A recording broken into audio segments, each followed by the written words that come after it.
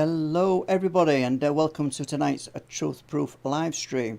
Now I have a feeling in my water it's going to be a great stream tonight because we've got a great guest on. And so first of all I've got to say thank you to Deborah Singleton, who will be doing our moderating tonight. And I'll warn you now folks, she takes no prisoners.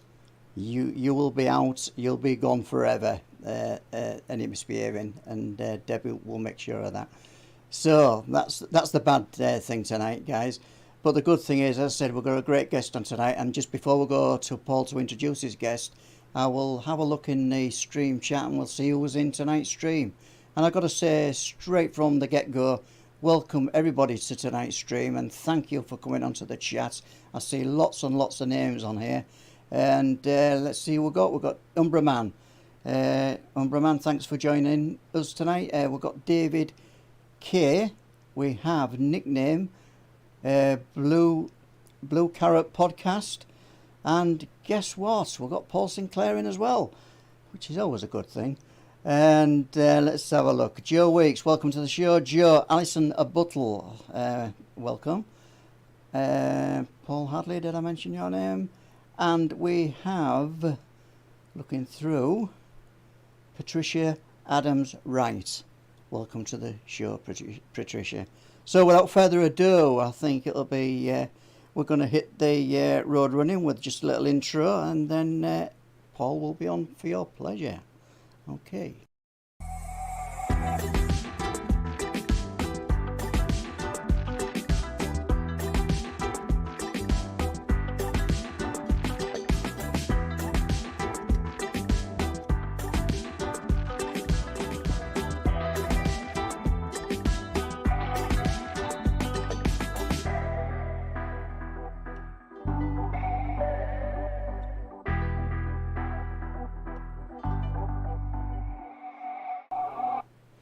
So there we go. Welcome everybody from the UK and around the world. This is the Truth Proof live stream and we take you straight to Paul Sinclair.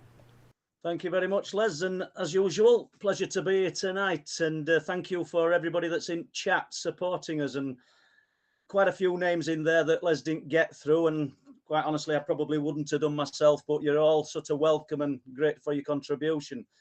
So tonight I'm talking to Joedy Cook, and I think it goes without saying that a lot of people within the cryptid community, should we say, have got a lot of respect for this man.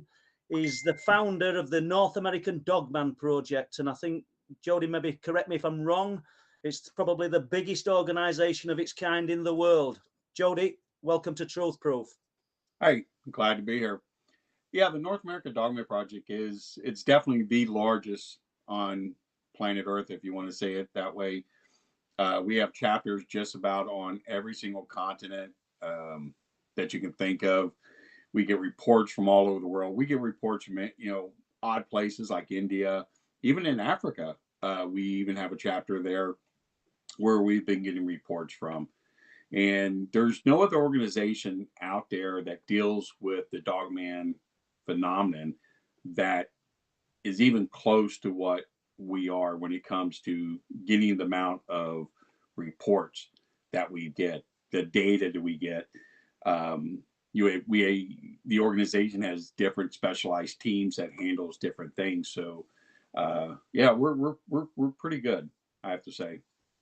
I think you are, Joedy, yeah. And it goes without saying when you get that feedback from other people who research the subject about you. Now, this weren't one of my questions, but like you've just touched on, you've got people placed in many parts of the world. Are the descriptions of what people are seeing any different in other parts of the world, or are we looking at this a similar type of thing? Well, when you look at, let's say the UK and Western Europe, the sightings are pretty much the same. It's definitely a canine in feature, which is very wolf looking. The legs are very much like a dog. The body is very much like the dog. The arms and the hands are just a little bit different. They're more like human arms with, human type hands. Here in the United States, that we found out, especially in Canada, that there's different variations. You have a canine variation of it. And then you have what you call a type 2 or even a type 3, which is very wolf looking, but the legs and the feet are very much more human because due to the type of tracks that we're getting. Same thing in Canada. And we have another one, which is more of a hyena looking than an actual canine looking. So we get these here in the United States and Canada. And even the hyena looking one has actually been seen in different parts of Africa and India, which is very interesting. Exactly, yeah. Do you we'll stay with that in a moment, but do you find it odd that you're sat here, and I must say this with respect because I find it odd that we're talking about such a thing, openly knowing that this thing exists due to the vast volume of witness reports that are out there. Do you find it strange that people seem to be talking about it more now? It started to come more into, I won't say into vogue, but more into prominence. Yeah, go back 10 years, okay? It was well known, people were talking about it, but now it's more of a subject. It's the best way to say it is that the Dogman is the new cryptid. It's the new most famous cryptid out there. When you go back in history, especially like here in the United States, we have newspaper articles going back to the 1800s, but you very seldom had sightings of this thing within communities. The most popular was the Defiance, Ohio case in 1972, which made worldwide newspapers. But that was really about it. But when you look at Europe, this is something that's been in their history going back thousands of years. Yeah. See, it's pretty well new here in the States, but now it seems like it's all over the world. These things are spreading, and a lot of it has to do with development. You're going into their environment, building homes, logging, things to that aspect, and you're getting more and more sightings. And these things are just not staying in the woods; they're actually coming into communities. Yeah. Would you agree then that what you call the Dogman is what people in Europe, the UK, would call the werewolf? Do you think we're looking at the same thing? Definitely looking at the same thing. And again, here in the States, when we say werewolf, most Americans think of the 1941 Lon Chaney Wolfman. Yeah. Okay. So the name Dogman came up by a woman by the name of Linda Goffrey. Yeah. And a lot of researchers really don't like the name Dogman because it really doesn't fit. It's more of a man dog. Yeah. If anything, that would probably be the best name for it. But it's still a werewolf. The characteristics are still the same. Yeah, I would agree. Now, obviously, you might want to touch on Bray Road. I don't know in a while, but you spoke about something in 1972. Yeah, in 1972. Do you want to tell us a little bit about that, please? In 1972, in a town in Ohio called Defiance, for about 5 to 7 days, this werewolf harassed the town. It attacked people that were working on the railroad. It was killing livestock. It was described as a werewolf. So the police basically, they took it very serious, but in order to kind of calm down the people in the community, they were saying, oh, it was somebody wearing a mask or a costume, and then it was somebody that was wearing clothes. Well, there really wasn't any report of this thing actually wearing clothing. So that was the biggest problem, but the police took it very serious. The town took it very serious. And in that particular area, west is another small little town that has a park that's called Silver Creek. And this is where all the activities now taking place. So it is still within that area. They're still getting reports of it. But this was something that was new at the time in 1972 because no one has ever heard of a werewolf in the United States before. So it's ongoing. It's gone Correct. from 72 or all the way up to today. Is there a back history to it before 72, or have you found anything out? There is, and the thing of it is, these sightings are something that really like stayed within the communities.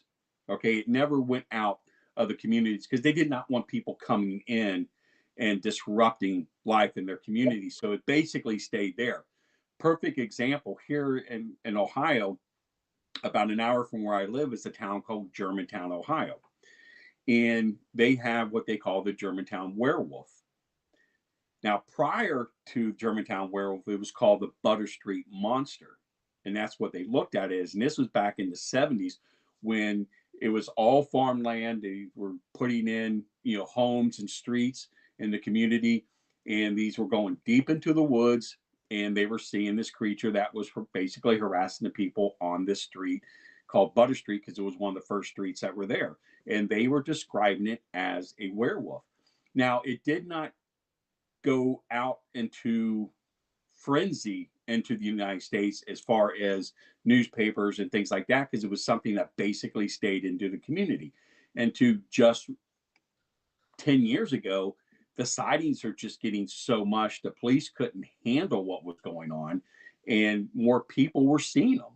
So it was definitely, and the newspapers were actually taking interest in this now, because now you had the Beast of Bray Road, you had the Michigan Dogman, the Shenango Valley Werewolf. So it started to be picked up by the media, and it became a good story. And then with that coming out, then you start getting a lot more reports going across the country. So, and that's life. The Germantown Werewolf, you're talking about it as though it's a singular. Are people seeing the same thing over this entire period of time, or are they seeing different ones? Well, they give it the name, the Germantown Werewolf or the Butter Street Monster, because at the time they were only seeing one. Yeah. But you know as well as I do, if there's one, they have to be another. Okay. The problem with this is apex predators. Okay.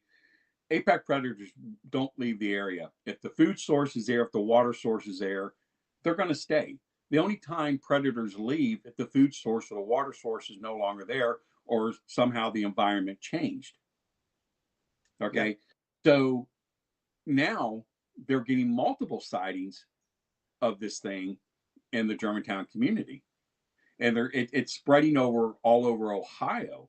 Just about every town in Ohio has seen one of these creatures. The same thing with what's going on in Pennsylvania, Kentucky, Wisconsin, Michigan, Florida, Texas. These things, it's overwhelming the amount of reports that's coming in. And areas that they're seen in, Joedy, and this is across the board within the chapters that you've got in your the North American group. Mm-hmm. Are these multi-phenomena areas many times, or are they just one-off sightings of these cryptids? Are you talking about other supernatural activity? Are other things being seen in the area? UFO activity? Oh yeah, UFOs, Bigfoot, things like that. And the one thing about the North American Dogman Project, what we do is we do look at not just the flesh and blood aspect of Dogman. There's a supernatural aspect to it. There's definitely a extraterrestrial aspect to it. So you have to look at every single aspect of this thing, because everything coincides. Bigfoot sightings, Dogman sightings, werewolf sightings, or UFO sightings, and other cryptid sightings, all taking place in these same areas. So what is it then? Is it the location that's producing these things? Is location key, or is it just a pocket, just an area, and it's just happens that all these things happen? I'm a believer in location being key to the phenomena. Right. I see what you're saying. In the United States, it's broken up into different pockets. The majority of the sightings. You have the northeastern part of the United States, which is the most active, sighting areas. Then you have the southern part from Texas going to Florida, and then you have the Four Corners areas going into California. Now, what's kind of odd about this, you have a tremendous amount of sightings taking place in California, with very, very little amount of sightings going on in Washington and Oregon. But when you get into the Four Corners area, it blows up. Right. So, well, just jumping back a bit, when did you sort of cross the bridge from being an interested party then to being a believer? or was it something from childhood? Have you always had these beliefs and interests? Well, I was always interested in cryptids. As a child, Bigfoot was always my favorite. When the first time I saw The Legend of Boggy Creek, that movie scared me and I really got interested in it. So I was always interested with the Bigfoot stuff. I did a lot of Bigfoot research. And through my years of doing Bigfoot research, I never got a Dogman sighting. No one really touched a lot of that stuff because it was very taboo earlier in the years. But when I went back just recently, going through my reports from the 1980s and the 1990s, I was going through reports that were talking about a Bigfoot that had a snout, or a Bigfoot that had high pointed ears, or a Bigfoot that had legs like a dog. And what these people were seeing were dogmen. It wasn't Bigfoot. No. Because Dogman or werewolf really was not in the mainstream, so nobody really knew what it was if they saw it. Yeah, yeah. And that was the biggest issue. So if they saw a large hairy creature in the woods and Bigfoot happens to be the most popular, well, that's what it is. It has to be a Bigfoot. He has to be the foreign because he has a snout or high pointed ears or broken legs, something to that effect. So in the areas then where these things are seen, because obviously you've got bears, big cats, mountain lions, you usually find that they're not in the area. Oh, they are in the area. A lot of them are in the area, but let me say it like this, okay? The human species isn't stupid, okay? We know what a bear looks like. We know what an elephant looks like. We know what a giraffe looks like. We know what a bunny rabbit looks like, okay? So if we see something that we're not familiar with, it's intriguing to us that we saw something out of the ordinary. Yeah. So when people sit there and say, well, it's misidentification, no, it's not misidentification. We knew since first grade what all animals look like. Okay. So when people see something, it sticks with them and they know it's not something that's not right. It's out of the ordinary. Yeah, that works for me because the question, I didn't put it over correct for you really, were aimed in a different way. I was meaning the native predators, the native top of the food chain, the bears and the cats. Do they move out of the area or do they stay in the area? Now, in some particular areas where there was high amounts of bear and we know cougar that was in the area and these dogmen have came in, they're gone. Yeah. And even what's really odd too, there's two areas that we're looking into right now that had very high Bigfoot activity. A lot of the people in the community have seen these Bigfoot. The Bigfoot has never bothered them, it has never bothered their pets or livestock. They've seen them. They were never aggressive with the people, but they knew it was there. Okay. Now these dogmen were coming in, and now these Bigfoots are no longer there because these things are attacking livestock. Yeah. They are attacking the pets, and they are harassing the people. All right. That's so they do move out. Yeah. Do you want to tell us, well, just before this, if anybody's got any questions for Joedy, can you put them into capital letters, please, and pass them on? Make sure Les gets them, and it'd be good to bat a few questions across to him. Do you want to tell us about a few of your own experiences, Joedy? Yeah. When I was in the Army, my first cryptid sighting was of a Bigfoot, and it was on a U.S. military base. And we were just finishing up on the range. We were getting ready to take the ammunition back to the ammunition supply point. It was on a Friday. And if we didn't get it there before they closed, basically we were stuck with the ammunition. So we had to stay with it until Monday morning. And that wasn't okay. So on a military reservation, you don't go off the road in a vehicle. Okay. We went off the road to get from point A to point B a lot quicker. And as we're going down to get to the bottom of the road, the tree line was getting very, very thick. So we decided, okay, we need to get back up on the road. So their vehicle stopped. I'm sitting in the passenger seat. We have a driver and two other troops that were sitting in the back. And as we're backing the vehicle up, it moved. And we never noticed it. If it would never move, we probably would never seen it. And honestly, we were at least 10 to 12, 15 feet from it. It was that close to us. He moved going from our left to our right, looking right at us as he was moving. Excuse me. Now I can remember this thing by detail. It was in the summertime. It was still light out. There was still sunlight coming in through the trees. He was definitely a male, probably about 7 feet. Hair color was about a brownish reddish color. And what was kind of odd about him is he was an older male, because his hair, like on his chest, was almost gone, up on his shoulders, the back part of his head. He had a satchel crest, had, brow, had a massive chin. The nose was very human looking, his black, very human looking in the face. The eyes were almost like a blackish red color.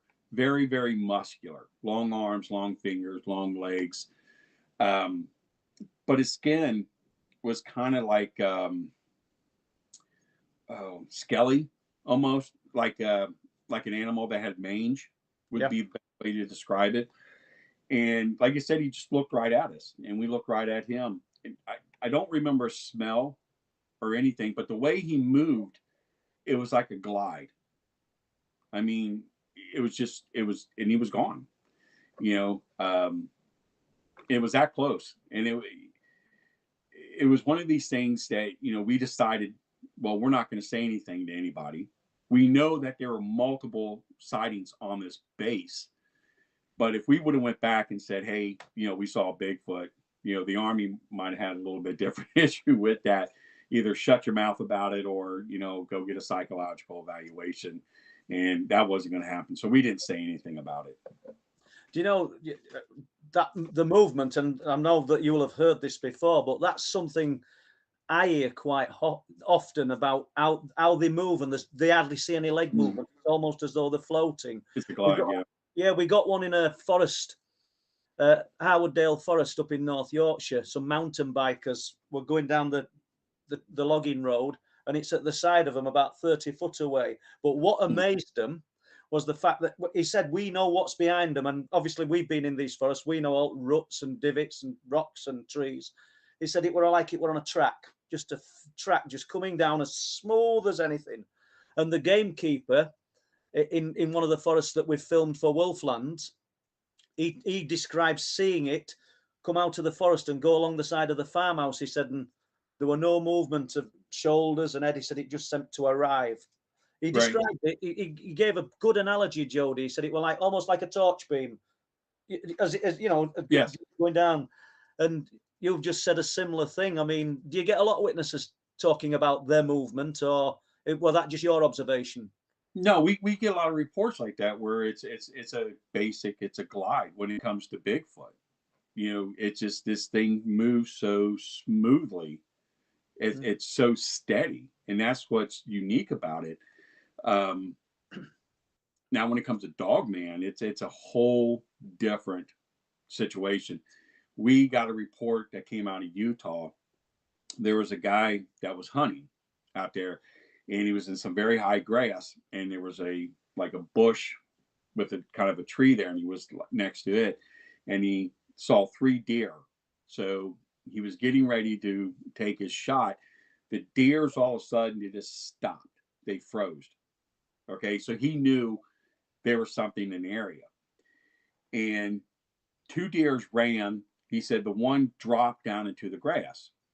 So he saw something start moving out of the wood line that was in front of him. So he's looking at it in the scope, and it was kind of, the wood line was kind of dark until it got out from the wood line and got into the light.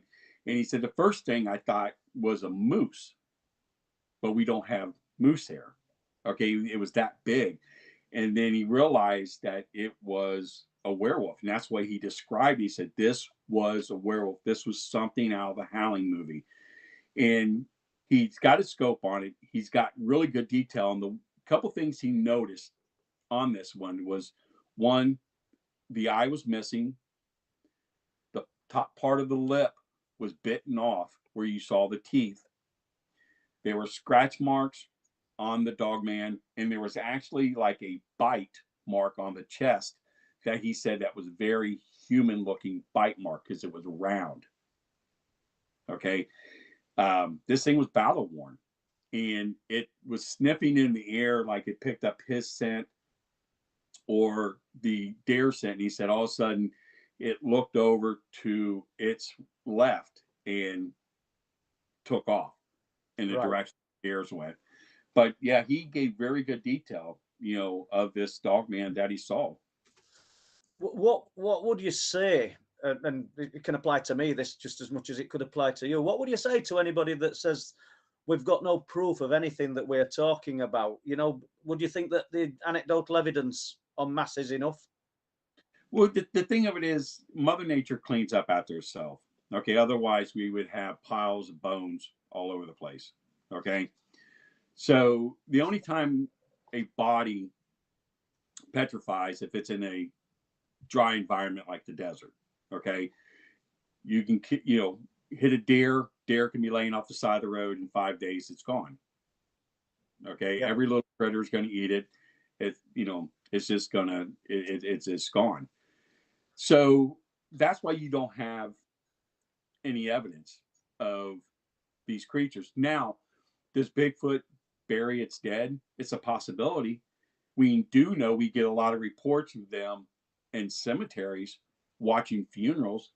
We've gotten a lot of part. I actually have a picture of one digging in the ground in a cemetery here in Ohio. So we know it's a possibility they may bury their dead. They may mimic what humans do. Dogman, if someone found the remains of a Dogman, they wouldn't know it was Dogman. They would probably think it was a large dog or a wolf, something to that effect, because they're not going to look at the body structure. They're not going to know what the body structure of the bone structure would look like when it comes to a Dogman or a werewolf. They're just going to look at it as another, large predator animal and just overlook it. That's interesting. Some witnesses we've spoken to for the documentary, I've actually asked the question: were this the makeup of a dog, or did it have clavicles like a human?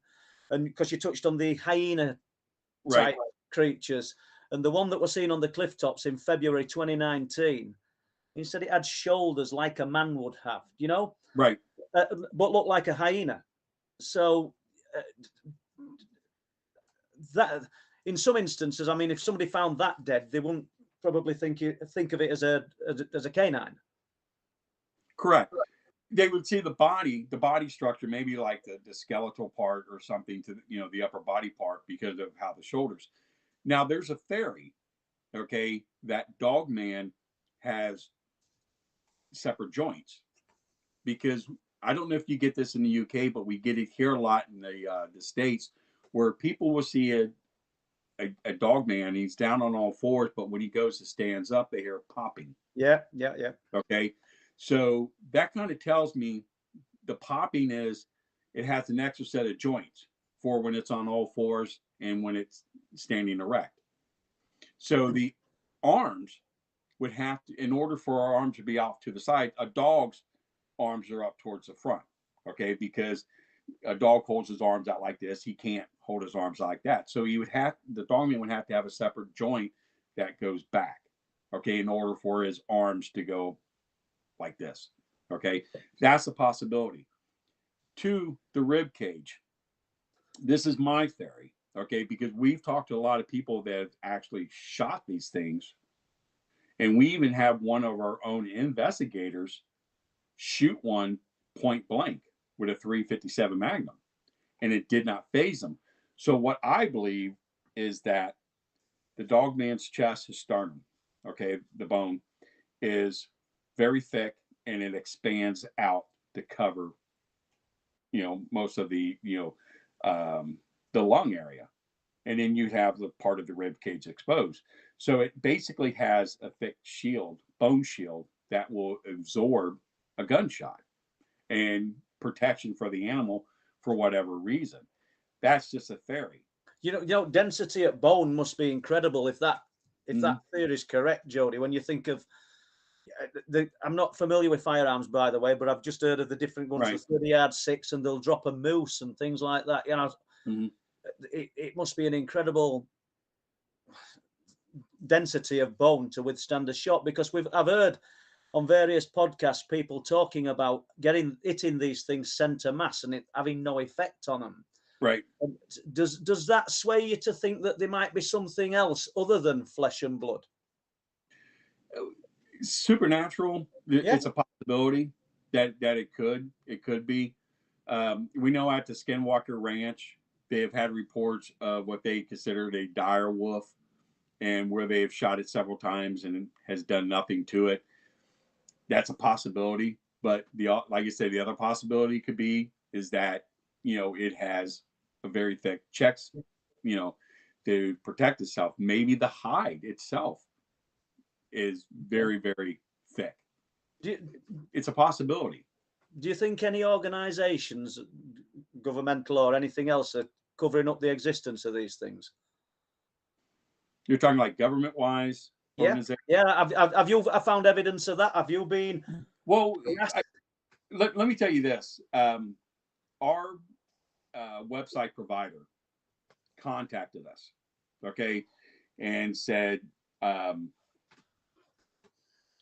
don't know if you're doing something wrong or illegal or whatever, but you're getting a lot of interest with government websites coming onto your site, monitoring your site, not just here in the United States, but in Canada and in Europe.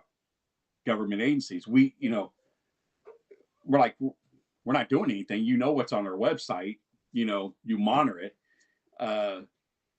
So we're not doing anything wrong, but we've been followed by government agencies all across the world have been on our website, and we get a report each month. It won't tell us that, Joe Smith IP address from his computer sitting in his basement. We don't get that kind of stuff. But if it's from a corporation or a business or a government agency, it tells us this is where it came from. So they are monitoring us.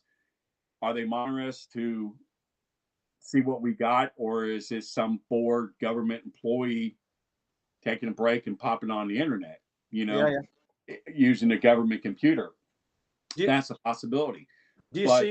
Do you ever feel threatened, or is it more just like feeling harassed? Oh, I have had situations happen to me where I felt it was harassment from the powers to be, because there's no other reason for these things that happened, and could not have happened without government involvement. And it has happened with me. It has happened with quite a few other researchers on our teams. Some very strange stuff. I've had my motor vehicle registration for both my vehicles completely erased out of the data bank, where it was no longer in existence. I've had, people come to my house, saying they're from a government agency, just asking questions about something totally ludicrous. It's just a lot of crazy things. They did it to my wife's car, where they, erased the existence history of the motor vehicle registration of my wife's car, where our cars did not exist. So anywhere. I take it to find this out, you got pulled by the police, yeah? We got pulled. Me and my wife both got pulled over 3 days apart, given a $130 ticket for not having a vehicle that's registered with motor vehicles. And it's like, well, my wife did this and I did this. We opened her glove compartment. Here it is. Well, they say it's not in the system. That could be a forged piece of paper. You go to motor vehicles and say, hey, what's going on here? And when the people from the Bureau of Motor Vehicles look at you and say, who'd you piss off? Okay. They know, they said stuff like this don't happen. Somebody had clearance to do this. We got it straightened out, but it just goes to show what they can do. And the thing of it is, I mean, we're not hiding anything. All of our information is out there to the public. Yeah, but do you think that's the reason then? That were going to be my question. Or is that the reason for this, for the perceived harassment? Is that the reason? Because you're actually finding things out. You've got people coming to you, sharing information. You're a conduit for this information. That and why would it need to be covered up? That's that's my thing too. Why? Okay, you know, if there's an apex predator that's out there that could cause harm to human life, okay, that's for local law enforcement to handle. Okay. Now, us putting the information out, it's up to you as an individual to decide if it's real or not, or if you want to believe in it or not. Okay. There is no national security threat other than, you know, you believing the existence of something else out there other than the human species. Okay. That's the only thing I can think of. Is a lot of things in this world, as you know, Jody, and everybody listening in chat, boil down to money. If these things then are in prime locations where there's lots of wood worth a lot of money, would it be in best interests of the powers that be to deny their existence, or because we'd have to protect them? Was that an option? Yeah, it is, because you take Bigfoot for a perfect example. Okay, if Bigfoot is protected on the endangered species list, okay, logging stops. Okay, money stops flowing in. People lose their jobs. People lose their homes. Okay, logging industry is big, not just in the United States, it's all over the world. So you cannot take an area and say this is designated for Bigfoot. He's not going to stay in that area. He's going to roam. Okay, you can't do that, and you can't publicly do that because the people are going to get mad. And what are the people going to do? Okay, they're going to lose their livelihood. They're going to go out and kill this thing. Yeah. Okay. The thing about the human species cannot coexist with each other, let alone another species of hominin. You're absolutely spot on. Anything we find, we exploit, don't we? Till we've wiped out more species on this planet, you know, than in probably any other civilization that's out there. Yeah. You know, it's absolutely crazy, and like I said, a lot of it has to do with money. Dogman, my whole thing is that people want to believe, they do believe, but you know, when people know there's a werewolf out there, they're going to laugh it off. So really, it's not that much of a national security threat. I think it's more that they don't want people to learn about it. Yeah.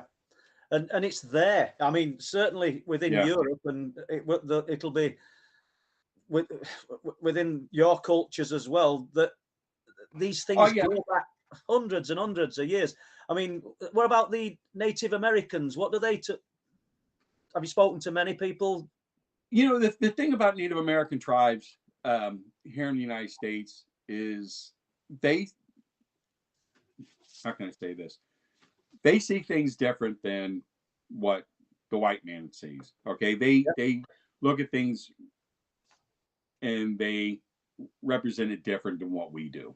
Okay, so when it comes to Dogman, that's something that falls into the realm of a skinwalker. Okay, that's how they look at it. They don't have any type of mask or dolls or anything like that. It represents a Dogman itself, not even on the totem poles. Okay, but it's within their culture that they know about these things. Here in Ohio, we have the Shawnee and the Cherokee.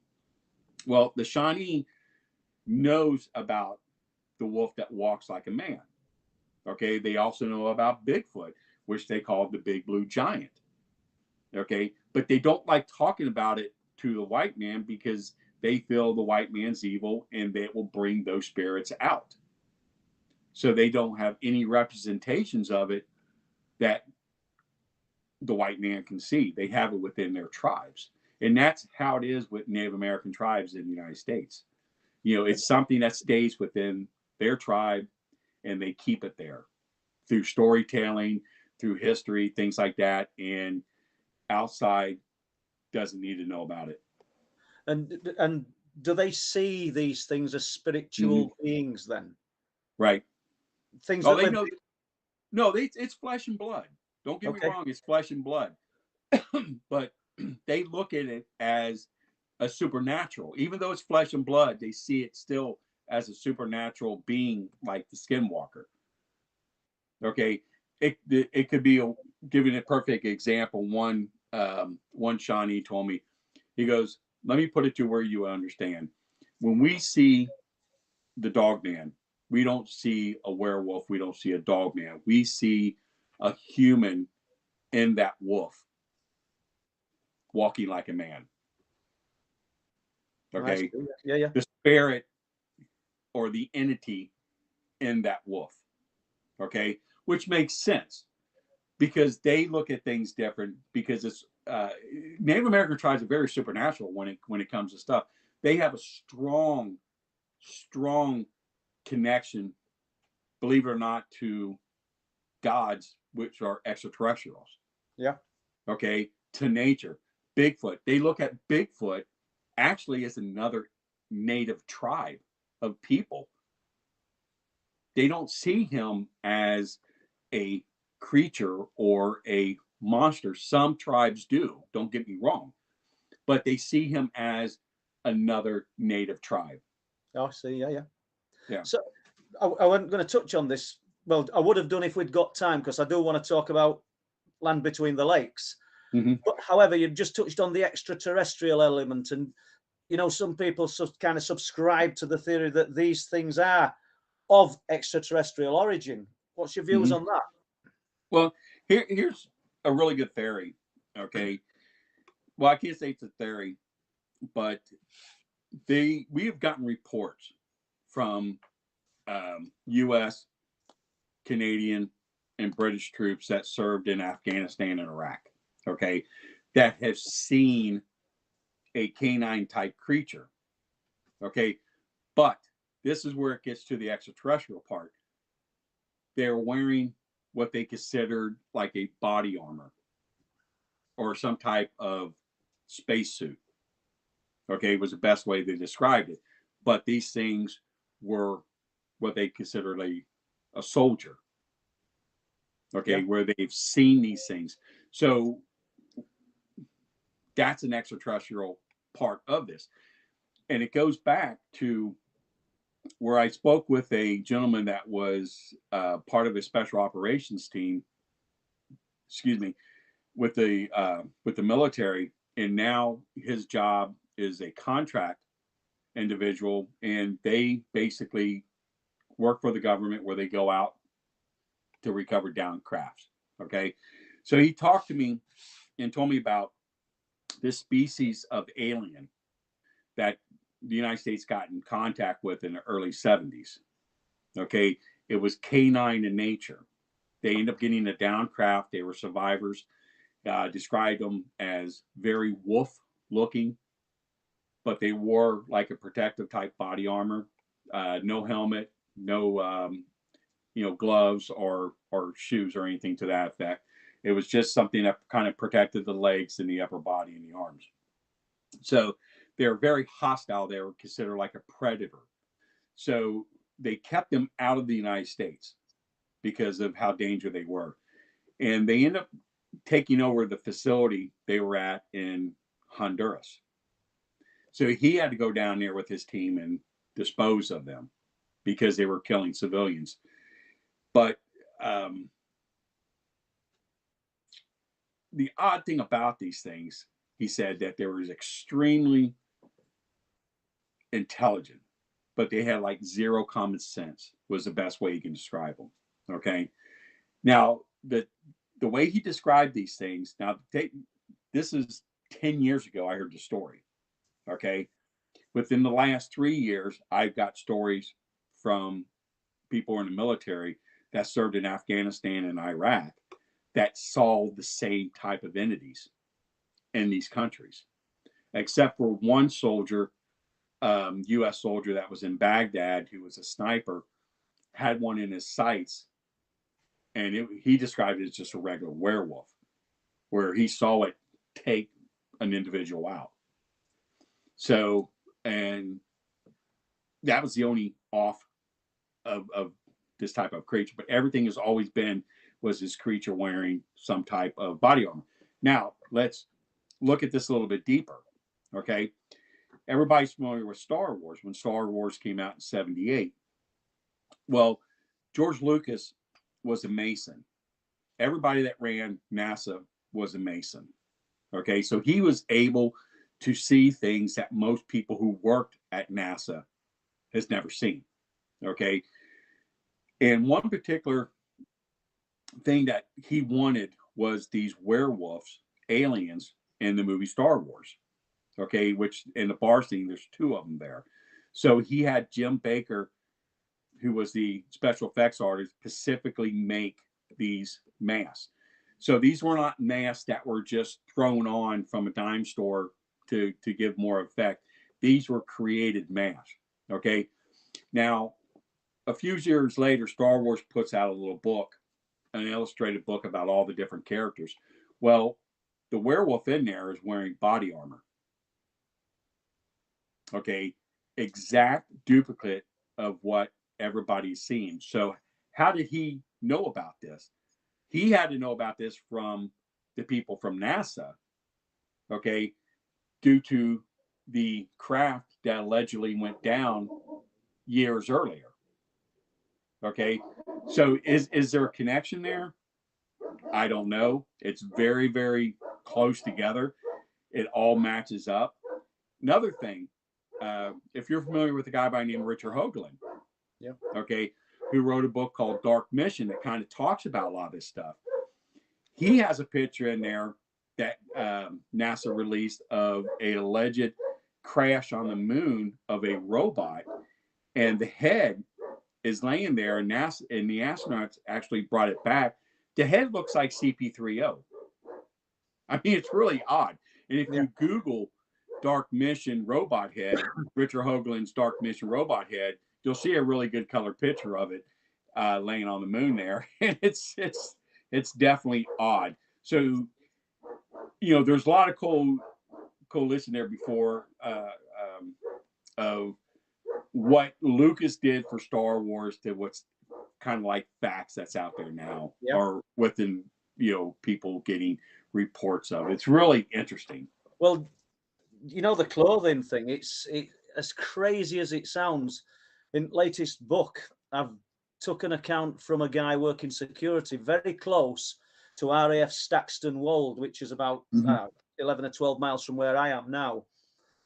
In the early hours of the morning, he's with a colleague in a car, and something's outside car or close to it. When they look and they see this thing, they describe it as, like we've just said, as a something looking akin to a werewolf. But it had footwear on. That's, do you know, or he says it had footwear on. He says, here's the crazy thing, it had footwear on.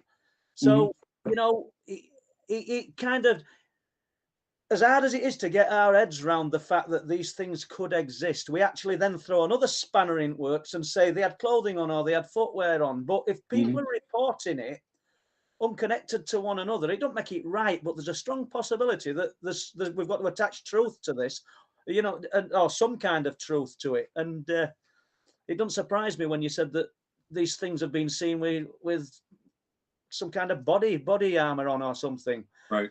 Joey, sorry, go on, fire away. No, go ahead. I'm sorry. No, let's hear it. Well, we get reports here of them wearing clothing too. Yeah. And a theory, again, just a theory, is that they wear maybe wear clothes to mimic humans in order to not seem so scary. You know, where they get the clothes, it could be from victims. Who knows? Okay. But we do get sightings of them actually wearing, you know, some type of clothing, either a shirt or something to that effect.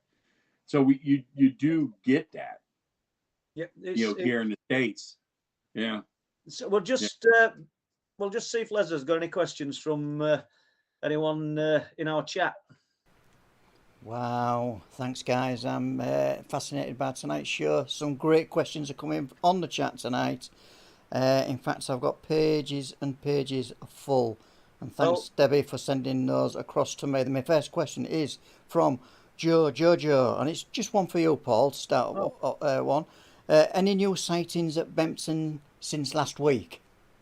Yes, last night. I've got to ring the guy. I should have rang him today. I have so many things that I don't catch up on, but I will do it tomorrow. But he's driving home from Scarborough, and he claims when as you're driving, you can see profile at cliffs, Bempton and Speeton. These sheer cliffs. Approximately 6 o'clock, he says a gold sphere of light came out from the cliffs. Now we're probably looking at miles in the distance, so it could have been something that's. I can't imagine that there's some kind of structured craft within the cliffs under Bempton and Speeton. So please don't think that's what I'm saying. But that's what he said. And then I've got numerous people sending me screenshots of flight radar and things of military jets all around Bempton and Flamborough at about 6:20. So that's one. Myself and Jason Davis, who did the cover of Night People for me, we spent a bit of time up at Bempton and Flamborough last week. Jason came through for a few days. We managed to film some unusual objects over the sea. I put a few frame captures up onto the Truth Proof web page, and Les today has been actually looking at some footage because we've incorporated it in something we're doing. But what's interesting, I got a report from a lady and a husband who live in Hornsey, which will be about 12 miles away. They're looking at these lights over the sea, but they also see on the cliff top a cigar-shaped object. So all that was last week, all within 12, 15 miles of where I am now. So it's nuts, really. I mean, that we get this stuff reported. By the way, Les, let's get some questions for Joedy.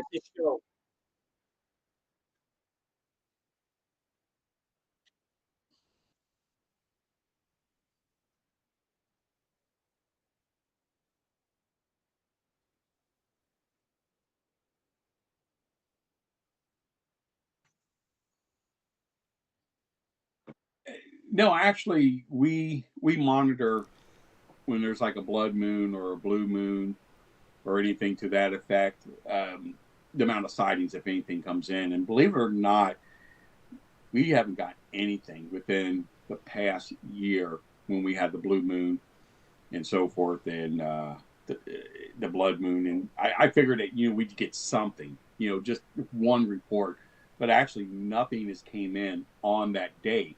Now, with that being said, we got several reports days prior and days after, but nothing on these particular days. I would go with that as well, Joedy. We've got some on full moons, but compared to vast majority of reports, most of them are just before or just after. We've got one November 12th, 2019 full moon, and we've got a blood moon, and I can't remember the date. Someone tells me it was 2015. But yeah, there doesn't seem to be any correlation to the full moon from what I'm looking at. And you're echoing saying it goes back into the transformation of a woke man. And, you know, the thing we get people that get really upset with us because we don't believe in it. It's just, you know, prove to me how one organism can change into another organism. Okay. There's some species that can do that. Okay. We know that, but the human species can't. Okay. Yeah. And if you sit there and think about it, you know, your bone structure would have to be cartilage. It would basically destroy your organs. You know, it would basically kill you. Who would want to go through that? I'm with you all the way. I don't never when I talk about people seeing these things that are described as werewolves, I personally would never subscribe to the theory of lycanthropy, the transformation, because it's just not for me. But we can move on if you want, Les. Or have you done with that question, Joedy?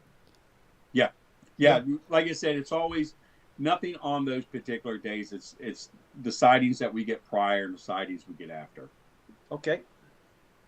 Okay, yeah, thanks for that answer. And for those who didn't hear the question from me because my microphone was switched off, the question was any rising reports with the wolf moon having just been in the sky. So thanks for everybody in the chat for alerting me to that.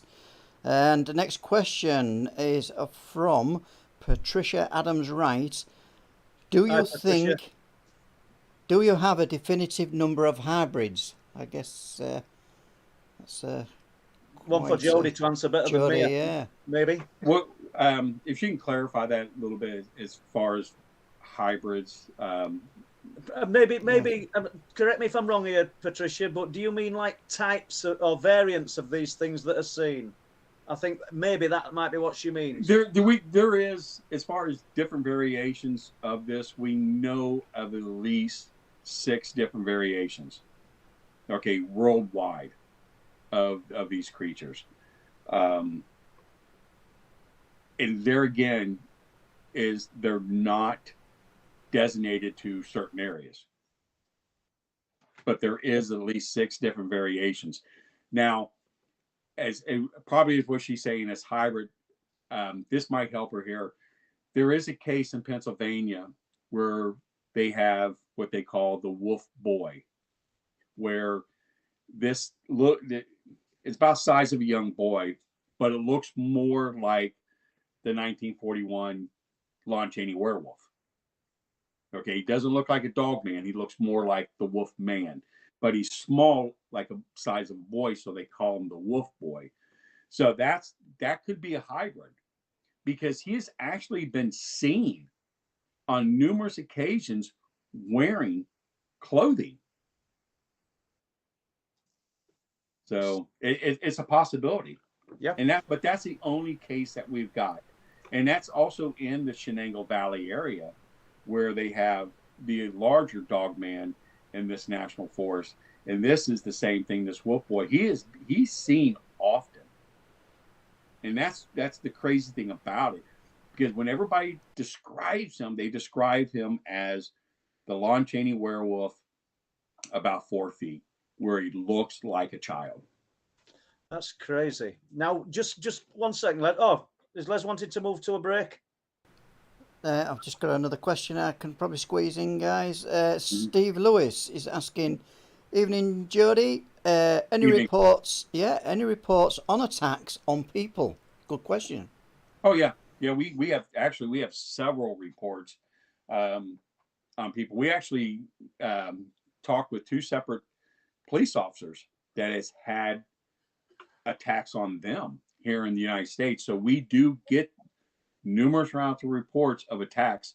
The land between the lakes is a perfect example, and we can go into that one after the break. Just what I was going to say, because we can win with lengthen this, can't we? A Louisiana police officer was going down a road, and he saw something in the middle of the road, which he thought, well, it looked like a bear, and he goes, well, we don't have bears, so this thing is huge. It was eating something. Turned his lights on, and he said this thing stood up, turned around, looked at him, and he saw the tail. He said it looked like a wolf, but it was standing like a human. Ran at him, got on top of the car, started beating in the windshield, tearing up the lights, totally damaged his vehicle. Now, he says, I have this on dash cam. I have the attack on dash cam. When I went back to my department, reported it, my shift supervisor and the captain came out, looked at the vehicle, and saw the damage on there. There was blood from where this thing was trying to break through the windshield. They told him to go home, relax, don't say nothing to nobody, report to your shift tomorrow. He comes in the following day. His car is completely repaired. Well, let me jump back here. They took the dash cam video, and all 3 watched it. And that's when they told him to go home, don't say anything.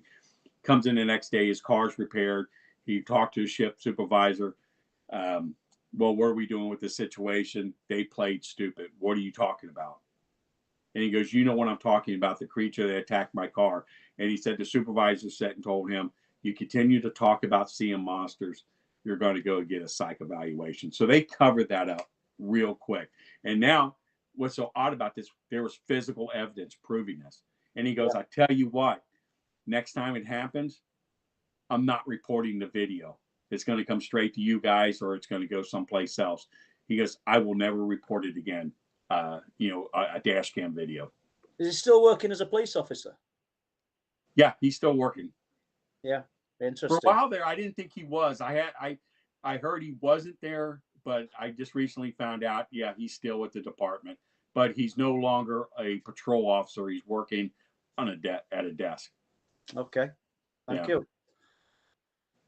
Okay, yeah, thanks. So yeah, the wiped seas dash cam, which I guess, as we probably know, it's not unsurprising, really, is it? That these things happen. That's why we can't gather any evidence. I'll send you guys a PDF file. I have a bunch of police reports out of the UK on Dogman sightings, and they're mostly all blacked out. So all redacted, yeah. Yeah, so they're redacted there in the UK. So they're very aware of what's going on because they're covering up a lot of stuff. But I have to have quite a few police reports that came out of there. So I'll send them your way. So yeah, thank you. You can look through, yeah. Yeah. So at this point, it is, as everybody, some people know in the chat, if they've been with us long enough, they know it's a little chalk ice break at the moment, or toilet break, or whatever you want to call it. So it's a few seconds long. It enables Paul and his guest to do something other. And let's hope I can get this to play. We had a little bit of difficulty earlier, so we'll see if it'll play.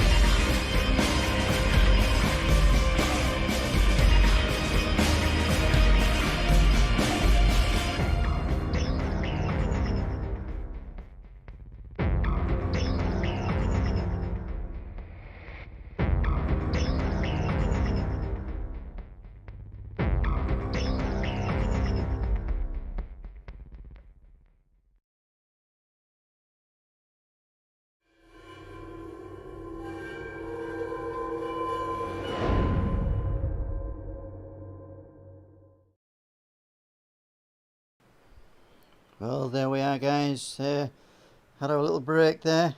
Give everybody a little chance to have a drink and do whatever they need to do.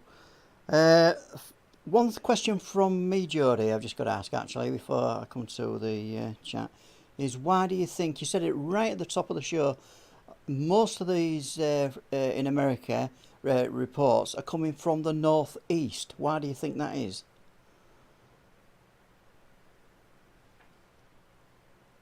A lot of mountain areas that's up there.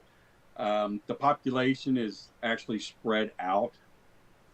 There's, like you said, where there's not a whole lot of rural areas. Everybody's kind of like within the city limit areas is the best way to describe it. So I think that the fact that there's so much amount of sightings that's going on there because a lot of people are going out to the woods, fishing, hiking, hunting, things like that. And this is where the sightings are actually taking place. A lot of national forests, and a lot of people go and they camp in national forests. So this is where all these sightings are taking place. So this is where the abundance of the stuff that we get are actually coming out of the Northwest or Northeast. Before break, Jody, and thanks for that, and great question, Les. Before break, somebody mentioned about attacks and potential or fatalities. In with that, because I know we're going to pick up on that now. You said you wanted to. In with that, do bears get blamed for these attacks and mountain lions? Well, what we did at the North American Dogman Project, we put in a Freedom of Information Act to the U.S. Forestry Service or the Department of Agriculture, requesting a map or data of bear attacks in the United States. Okay, so we're looking at coincide dogman attacks that we know about or heard about or reports to see if they fall within these areas where these bear attacks are taking place. Quite a few of them are, and they could be dogman attacks or kills could be very covered up by bear attacks. Very easy. 5 claws, the way the animal or the human was attacked or killed could easily be covered up. Well, there are bears in the area. We're dealing with 2 particular cases in Kentucky where animals were being attacked and humans were being attacked and killed. And the police are basically covering up, saying, well, they're a pit bull. Well, in one particular case, a 100-pound boy, 13-year-old boy, well, I think it was like 120 pounds, was dragged 400 feet up a hill and killed. And they said a pit bull did it. Pit bulls can't do that. Okay. Now, the thing with dogs, if a dog's going to kill you, it's going to kill you right there. Okay. He's not going to take you to a different location and kill you. It's just not going to happen. They're going to do it there. If the kid ran up the hill 400 feet, that dog would have got him before he ran 400 feet. Yeah. Okay? So they want to cover it up to that effect. Now, the area where this boy was killed, we know there's dog dance sightings in that area, been reported. People have seen them. The people in the community, they're not saying a pit bull did this. They know what did this. We had other cases where women were out walking and attacked, and it's always been, it's the pit bull. A pit bull did it. A pit bull did it. No, they're not going to do this. They are dangerous dogs, don't get me wrong, but it's just not going to do what these things are doing. Now, livestock is a perfect example. We have pictures of horses that we've done investigations on where 5 claw marks are going down the front chest of the horse. Okay, meaning this thing went directly to the horse. Predators will not attack a large animal from the front. They're going to attack it from the back to get it down. They're going to attack the legs. And that's the thing you got to look for, bite marks on the legs. If there's no bite marks on the leg, it's not a predator that was trying to take it down. These were taken from the front. Scratch marks, bite marks on the neck. Predators a horse is a dangerous animal. People know that. Predators, I think, know that because they'll fight back and they'll kill you. I don't know if you actually seen, but there's a video right now, donkey killing a coyote. And one killing a hyena. Yeah. So they're dangerous. So a bear is not stupid enough to do that. Whenever you see bear attacks like on moose and deers, it's always from behind. Yeah. So just there's attacks going on.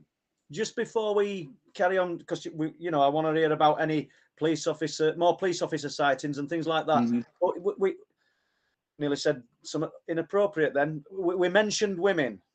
So the women who have sightings, have you discovered whether they come away having a different type of experience to what males have, meaning we're dealing with, for most part, they say a dog man. We're talking about a male predator, so it's an alpha. Mhm. Do they act different towards women?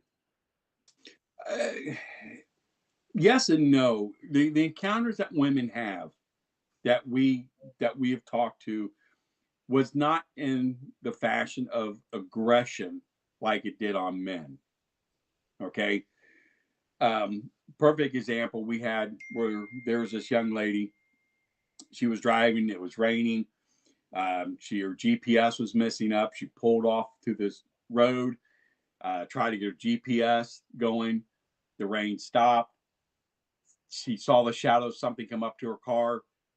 She looks over and she said there was a dog standing up, looking in my car with this odd grin. And she took off. So she reported it, and to our site, because when she was thinking about this thing, because this is not a dog. It has to be one of these dogman things I'm hearing about. So she was going on the internet, looking around our site, contacted us. Good thing she was local. We went out there. We found the tracks. You can see where this thing was walking on two legs up to where the car was, because you saw the tire track where it stood right there looking into the window. So as far as aggression, we don't get a whole lot of that with the females. One of the best cases that we've got, I find extremely interesting, showing that they're non-aggressive towards women and children, was this woman was in her living room with her children playing. She had two small children. The front door was unlocked. She lived in a rural area. Okay. I think the closest house was, maybe 50 yards away. Okay. Didn't have her door locked. The door opened up. She thought it was her husband coming home. She said, and these are her exact words, a werewolf from like these movies came in to the living room and stood there looking right at us. And she goes, I grabbed my children. We went behind the couch and it stood there looking at us. And she said it just basically turned around and left. And, would have been the situation been different if it was a man? Could have been. Men act different than women do. Okay. If a predator, and even dogs itself will do this, if you're scared, they'll use that as a tool to help them. I'm trying to think the right word. Intimidate you. Yeah. Okay. Men have a tendency to fight to protect. Okay. That's the difference. If that story is correct, and this lady's telling the truth, we've no reason to disbelieve you, Joedy, but that behavior takes that animal out of the realms of any normal animal. For starters, we're still struggling with the idea of whether these things are actually out there. I mean, I personally believe they're real, but so what makes this into? Why is it different to an animal then? Because it looks like it's thinking and acting almost on a human level. Correct. And that's the odd thing about it, because now this thing had emotions, or it had feelings, or maybe it seen the way this mother was protecting its young, and he sees that our mothers protect our young the same way. Okay. I think a lot of predators know this. Mama bear is one tough cookie. Okay. When it comes protecting the cubs, a lot of predators know that.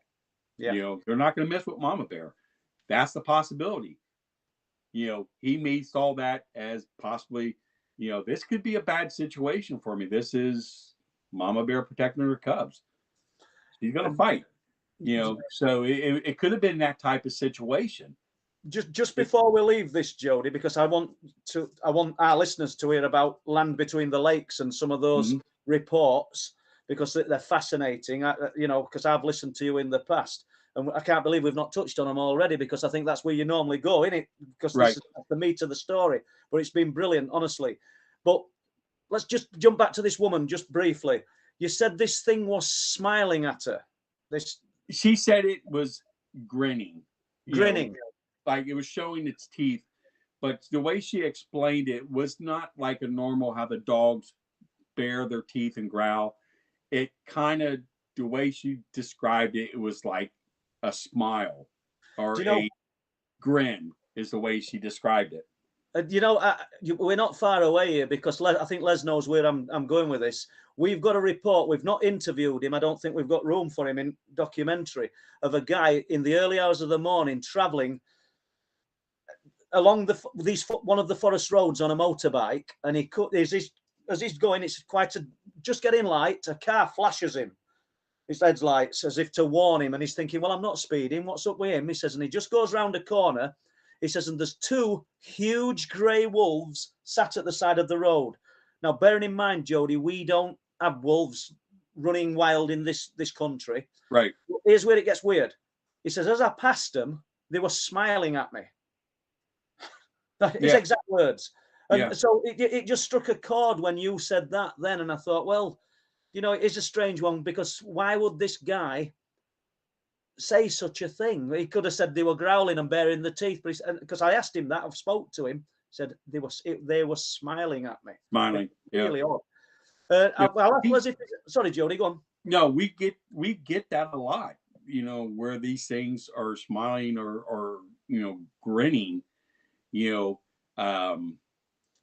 and they look at it as, very devilish. It is. And I think we can wait with questions, unless you've got any that's pressing to get out there, Les, because I'm mindful at time, and I want Joedy to tell us about some of these accounts from Land Between the Lakes. Yeah, I'll just be quick with this one, Paul. It's a little bit of housekeeping for you. Okay. And obviously a push for Joedy as well.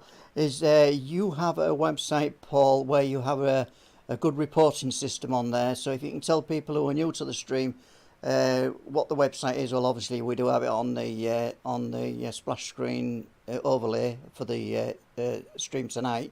But tell them what they can find when they get to the Truth Proof page. Yeah, truthproof.uk if you want to look for it, if you haven't already. All the books are for sale on the website, and we've got lots of first-hand accounts now, well over 100 that have never been, well, they don't feature anywhere else, although we do tell people with websites they're welcome to use them so long as they give us credit. We're not that kind of clutching at our information. Deb's started a database on the website taking information from the Truth Proof books, and I'm grateful to Don Lodge for being webmaster and putting all information up there. So that's basically me done with it. And Joedy, if you want to tell us where people can get in touch with you, not just from the United States, but the UK, anywhere in the world, and anything that you've got to share. They can go on www.NorthAmericanDogmanProject.com. There's a contact information on the site there. They can look for me on Facebook. We have several different chapters of the North American Dogman Project on Facebook. They can contact me there. I'm on Instagram. They can contact me there also. Or you can email me at OC4BFS@hotmail.com. So Oscar Charlie 4 Bravo Frank Sam @hotmail.com. Right, and I know, Joedy, you said you'd post me some links later on. I will put them in the stream, the details for everybody to read. I've just got to thank Debbie for doing a wonderful job tonight on moderator. And I know, Debbie, I'm just going to push your little, is it an ebook that you've got for sale? I've got it on screen now. And if people want to, let's see that light, what do they call it? Life is Strange. Life is Strange. Sorry, Debbie, for that. Yeah, my text is a bit small on the screen. And Life is Strange from Debbie Singleton. And thanks for doing the moderating tonight. So I'll let you guys carry on. Yeah, that's brilliant. So if you want then, Joedy, we can move on to some accounts from the land between the lakes. And do you want to give our listeners an overview of what we're talking about and the geography of the area? Yeah, land between the lakes is a national forest. Okay, in 1963, President Kennedy decided he was going to take this land and turn it into a national reserve. Okay, so they basically booted everybody out of this area, tore down all the homes. Only thing that's still left there from the community are the family cemeteries. And that was part of the deal, that they could not remove the cemeteries. So it's been a national reserve since 1963. What's so unique about this place is after the government came in and took it over, in different parts of land between the lakes, they are these concrete bunkers set around there. Some you cannot get into, some just have one door to get in. No one knows why they're there, what the whole purpose of them being there, because they're just out into the middle of the woods. So that was kind of an odd thing. So they know this creature that's been roaming the woods, or several of these creatures that have been roaming the woods, even prior to 1963. It's just been something that was there in the community of a beast.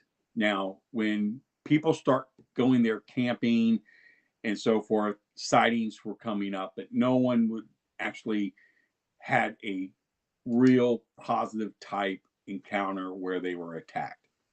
Okay.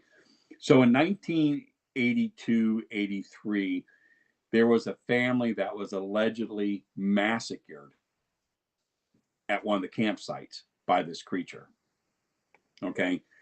So I heard about it in 1987 when I was a deputy sheriff from a Kentucky police officer. And I took me down to the area because I responded to this case. And this is the area it happened. And he described what happened. He said the father was laying here, his arm was ripped off, had a chunk of hair that was in his palm.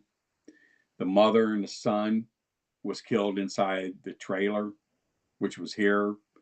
And the little girl was found about 40 yards up in a tree, half eaten. Okay, this is what they talked about. Now, through my investigations for the last 28 years, I have talked to about 6 different law enforcement officers who said they were there, and each one has always taken me back to the same spot where the incident happened. Now, there's probably a handful of researchers in the United States that have got 20 years plus research in LBO. Okay, so there's something to this case. We know it happened because the story has never really changed. But trying to find physical evidence of it is totally gone. There's no police reports. There's no documentation from the park. There's nothing showing that this happened other than people who swear that they were there at the time it happened, that saw the bodies. You would think, Joedy, wouldn't you? I mean, you would think that the family that were killed, they would have family and concerns would have been raised. I'm not saying this isn't true, but how do we get over that? The fact that the extended family aren't voicing their opinion that and their views or their worries that a big section of their family is just gone. Right, and that's the thing, is that, you know, what was told to these families? Were they killed in a automobile accident going to the park? I see, yeah. You know, were they killed by a predator in the park? Were they killed by a madman that was running through the park? We don't know. You know, the whole thing of it is, until you have someone from a family member saying, you know what, my family, you know, I had cousins or a sister that had a husband, a little boy and a little girl was going down the lane between the lakes, and they were, you know, allegedly killed in a car accident. Okay. Until someone comes forward and says, maybe there's a coalition here between those. Okay. We just don't know. But we end up getting a report from a guy that worked for the Kentucky Fish and Game.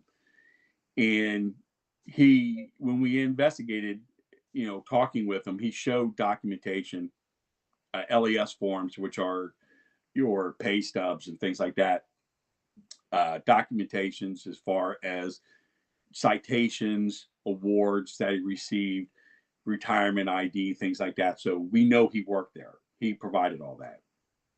So he's dying of cancer, and he wanted to give a deathbed confession of what he saw at Land Between the Lakes, because he felt that keeping this to him, that he would have to answer to God for it, because he never told anybody, never reported it. And he felt bad because there's families out there probably wondering where their family members are. So he says, I'm out fishing one morning. I get there about 4 o'clock in the morning. Okay. So I'm fishing to about 7. Okay. It was kind of chilly. There was a small fog that was on the lake. So he goes, I decided to go along the shoreline, so I wouldn't get out too far and maybe get hit by a bigger boat, not seeing me. So he's going about 5 miles an hour. So he comes upon this campsite. He's able to see it. Okay. He says he sees the tent, he sees the truck, he sees, the fire and the chair, and he sees something off to the side, which he thought was a horse. He said it was on all fours, and it was so big. I thought they may have had a horse, because people bring their horses there. And then he's getting closer, and this thing stands up, and he notices it's not, at all horse. He goes, it's not a bear. And he says, at the same time this thing stood up, a young couple comes out of the tent. And he's trying to get their attention. And they're kind of like waving to him because they're half asleep, getting up. And he said he's able to see this creature. And he says it was a human style body, legs like a dog. The head, he said, was like a hyena, but it had like a, I'm trying to word the best word, like a mange around the head, like a lion, was the best way he kind of described it. But he said it had high pointed ears. He said it looked horrible, and it was huge. And he goes, at the time, he's trying to get these people's attention. This thing goes over and he pounces both of these people. And he goes, I'm sitting there watching this thing kill these 2 people. They're screaming.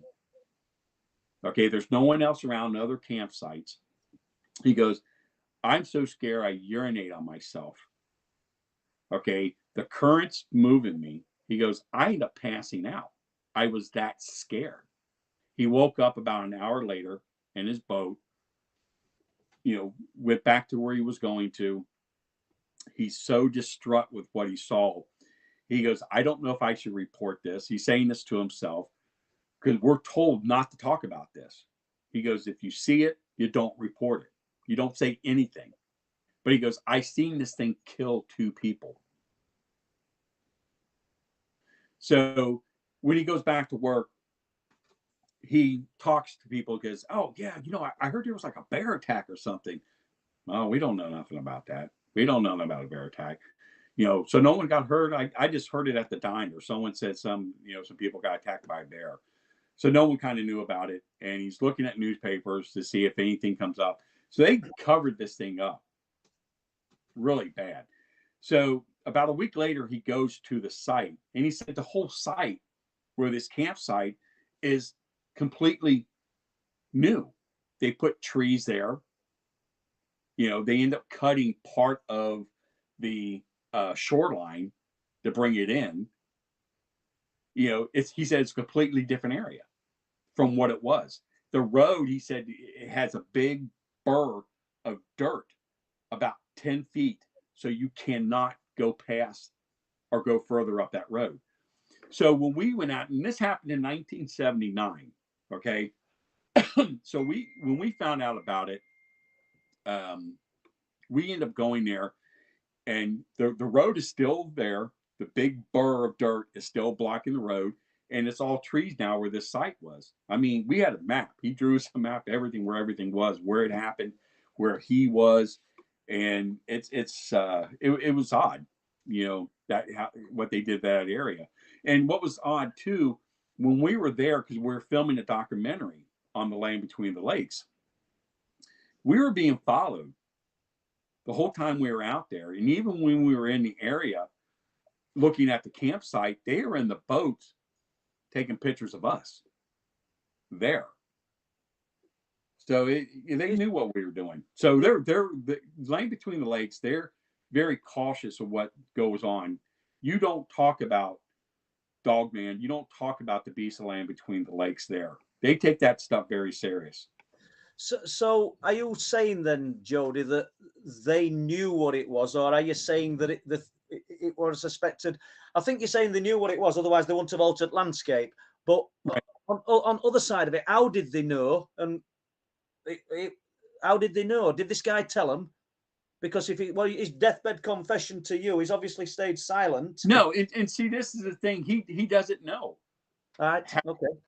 You know how the bodies were found, unless somebody was coming up into that camp area, because the rangers do come out to the different camp areas and check on you. Yeah. They do that at the park. Okay. So that's not uncommon. So there's a possibility that one of the rangers were coming out to check on them because their certificate was up and they, for that campsite for that weekend. And, he was going to check and find out what's going on. He was just going out there to check on them. Right. Okay. And found the bodies. So that's a possibility. He didn't say anything to anybody. Have you any more stories to share with us that you want to share about from land between the lakes, and then we'll try and get to some questions with Les? Yeah, there was a bunch of kids there that were dirt biking. There's an area there where the road kind of goes and bows a little bit, and they go up and down through there. And one of the kids on the dirt bike was fixing something on the side of his bike, and he was off on the side there. And he said that this animal came out and grabbed him by the leg and was trying to pull him into the woods. And he was able to get his bike started and he took off. But he described it, as, a werewolf. It's crazy. So yeah, there's lots of stories that comes out of LBL that's, that's really, really, really weird. Well, I don't know whether Les has got any questions. If he hasn't, we'll touch on Bray Road. But I'll just ask Les, okay. How are we doing, Les? We have got lots and lots of questions. And, well, I think it's only fair, providing Jody's happy with that, we try and get through it. Yeah, we'll try and get through some of these guys. Okay, so I guess, just scrolling back. Wow, I've got pages full here, guys. It's never stopped. Really some great questions, and it's been a great night so far. I'm really, really enjoying it. Let's have a look then. Okay, Jesting Apple is asking, Joedy, what's the scariest Dogman sighting you have investigated? The scariest one, well, for me, was when I had my encounter of a Dogman in Daniel Boone National Forest. There was a group of us that was doing an investigation, and it was at night. We had our headlamps on and so forth, and we came around a bend. And as we were coming out, we saw eye shine, which end up being a deer. So the deer's looking at us. We're looking at the deer. The deer kind of like jumps over this bush. This thing came out and grabbed it. We saw it. We saw the high pointed ears. We saw the snout. We saw the arm. Just literally grabbed this deer with one arm. And you just heard this deer scream, this god awful scream. And we were probably about 20 yards from it. And it scared us. I mean, because we actually saw this thing and we knew it's there because Daniel Boone National Forest is a very wicked place. When you walk in there, you feel the pressure on you. The Native Americans would never step foot in this forest because they knew that there was something in there that wasn't right. And there's multiple amount of sightings that's coming out of this forest. So that would have to be the most scariest one for myself. In general, the most scariest sighting I think that actually took place was the police officer's encounter with the one attacking the vehicle. I think that would have to be probably the most terrifying, because this guy, you know, he was prior military, and when he's talking, you heard the fear in his voice. I mean, he was getting to the point he was getting ready to cry. It scared him that much. Okay, thank you.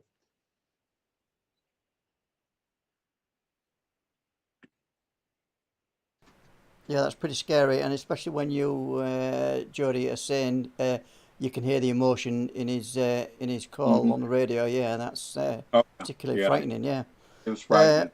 Yeah, so yeah, that's great. Good question, Justin Apple. Malcolm Dodgson, welcome to the show, Mally, if you're still with us. Mally. Yeah, and he's asking, hey Joedy, do you think the Dogman is a military hybrid soldiers from alien races? Good question. Well, that's a good question, because we had a report with this husband and wife was traveling, and they end up missing their turn, so they end up going down this road, and there was nowhere to actually turn, so they had to kind of go up further up the road. So as they were coming in, this is right outside of a military base, and she said when they came upon this one part, they said there was these dogmen, these werewolves, wearing military clothing, and there was human soldiers that were there, and they were like training them. And when they saw them, he said the U.S. soldier told them to go after the car, and they went after the car, and they said they went backwards, flying the whole way down that road while these things were chasing them, and they were able to get back on the road and turn around. So they stopped at a certain point chasing them. So does the military use them? It's a possibility. Now, I talked with a retired Air Force officer that was telling me that he was part of the original Space Force from the 1980s. He says the Space Force has been in existence since the 80s. Okay. We deal with 27 different species of alien that we work with. Some are hostile, some are not. He said there's one particular species of alien. What they do is they have clones. And these clones, because I've seen them, I've been on the craft, I've seen these things. He said these clones are canine. They look like wolves, and they're wearing like a body armor. And he goes, what this alien race does, they'll go to a planet, they'll send these clothes down to create havoc, to where, you know, they're ready to take over the planet. They come in, they kill off the clones, save the planet, they become heroes with the planet, with the people. They interact with the people. They end up getting into their local government until they basically take over the planet.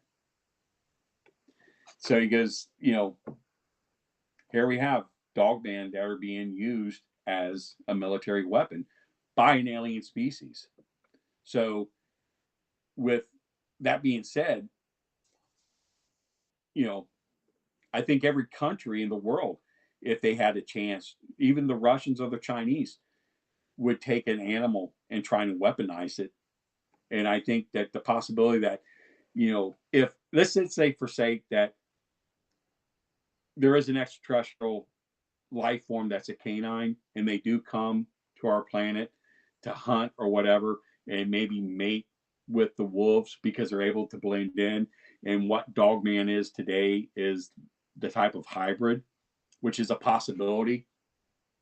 Or if they work with these alien species and they made them with a wolf and be able to make hybrids inside of a lab and able to militarize it, I can see it happen. You know, okay. I definitely see that happen. I mean, the Russians did it with apes, trying to make a type of ape type soldier. So we know it happens. Yeah, that's a good question. Do you want another question, Joedy? Yeah, I think, Les, if you've got lots of questions there, we need to, out of respect for our listeners, let's get through a few. Yeah. Okay, then let's find out where we are now. Thanks for that question, Mally. That was a great question. And yeah, obviously, Joedy has a story there from a couple who was driving by a military base and actually saw these kind of creatures. Yeah. So let's have a look then. We are Warren Hardcastle is asking, "Hey Joedy, Paul, Joedy and Paul, is there a difference between the Dogman and the bipedal canine?" Does it mean the werewolf, Warren? Because I think it's the same thing. Yeah, I think it's the same thing. You know, you have to sit there and wonder, like, how did it get here in the States? You know, there's a lot of stories of that the Europeans that came over here, you know, when the British came over here, they brought them over. They were able to I think right word, domesticate them maybe, and they brought them here. That, you know, that's kind of a far-fetched story, but the possibility, you know, or the kid came over from the Bering Straits at the time, came down through Canada into the States. Or it may be as simple, Joedy, as these things are in all countries or in all parts of the world. Mm-hmm. And, you know, and now people are being bold enough to talk about them openly, because I think that's what it is. I mean, we've sat here and devoted best part of 2 hours, or we will do, to a subject that I don't think would have been debated and talked about 10 years ago like it is being now. And it's not just thanks to you, Joedy, or thanks to myself. It's thanks to the people that are brave enough to come to people like you and me, that we're able to do this, because the more that come, it's the snowball's just gathering pace. It does, exactly. Yeah. You know, I was reading a story where this guy interviewed I guess it was like a historian in China, and he said, well, we do know the Chinese, just, you know, was one of the people that came to the United States and discovered America. We do know that. And he was talking about how the reason why we have Bigfoot here is because the Chinese were able to, you know, have Yetis, and they weren't pets, but they were able to domesticate them, and they brought them and let them go here in the States. And this was from a Chinese historian. Is that true or not? We don't know. Theory is they came over through the Bering Straits when the Bering Straits was, you know, at one piece, and that makes more sense. But anything's possible. Anything's possible. And all we're doing is we're just speculating and theorizing on something that we know that is real in some shape or form. But and that's all we can do, Joedy. I do realize that. That's not downplaying anything you've got to say there, but I don't know. Hand it to Les again. Let's have another question. Okay, then Joe Weeks, welcome to the show, Joe. Hi, Joe. Hi, Joedy. Do you think there is a link between UFO / Bigfoot / Dogman, and if so, what? Now, I think we touched on a little bit this earlier, didn't we? I don't know if you've got else to say about it, Joedy, but well, here's my thing. I did UFO research for years before I got into cryptozoology, and I never ever believed there was a Bigfoot UFO connection. Being that Bigfoot was extraterrestrial. Okay. I always looked at it as, because you get sightings where people see a UFO and they see a Bigfoot right after their UFO sighting in the same area. I always believed, well, if UFOs or aliens were abducting humans, they could have abducted a Bigfoot. Now, there is reports of people who have been abducted that is said they have seen Bigfoot laying on the table next to them. So it's a possibility that they were abducted and released. That's a possibility. I don't think that Bigfoot is an alien, or he was an alien's pet, or some criminal from another planet that was dropped off here. I just think that, you know, he's just a species that the aliens were studying, just like, you know, humans or cows, you know, or any other animals that get abducted. That's my viewpoint. just briefly, well, be as detailed as you like, because I know I've keep going on about the questions, but might be a good point to tell us about your UFO, not so much sighting, but what happened when you had when you were locked down after you had the UFO. Yeah, one of the base I had the the Bigfoot sighting on a few years later. We again, I was an ammunition specialist at the time, so we were bringing live rounds out to a tank range, and we were providing the ammunition out. We were getting ready to leave, and then the range master came out and told everybody to stand down, dismount your vehicles, and pull back. Okay, so everybody dismounted their vehicles, came back, and they pulled back, and they said, what we need you to do is go inside this building, stay away from the windows. So everybody went into the building, stayed away from the windows. We were there maybe an hour or so, maybe it might have been a little bit more over, I can't remember. And then when we came out, everybody's like, hey, range master, what's going on? What happened? He goes, well, they were having trouble communicating with the shuttle, and the firing on the range was disrupting it. Okay. Well, for one, the shuttle was not up.